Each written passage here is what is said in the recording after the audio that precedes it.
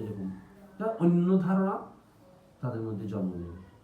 তো সুতরাং এখন আপনি সচেতন হওয়া দরকার না আপনার, হয়তো এখান না কোনো রকম চলে দিলেন ঘরের মধ্যে, যখন আপনি অতিথি হয়ে যাবেন সেখানে, তখন আপনি একটা ভুল বলবেন, তখন আপনার মুখে সবাই বলবো, আপনি কেউ থেমে যাবে, আপনার ভুল উচ্চারণটা শোনার পর অন্য ভাইকে হয়তো থেমে যাবে, আবার অনেকে বলেই ফেলবে আমাদের সাথে সাথে।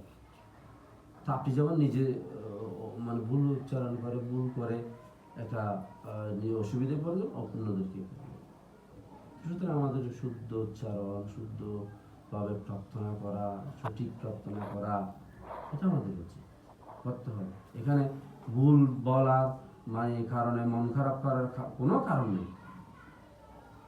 না জানলে এটা জানতে হবে। আমাদের কাজটা হচ্ছে সেটাই, দেখিয়ে দেওয়া, বুঝিয়ে দেওয়া। এটা যদি না মুখবান্তে আজকে আমাদের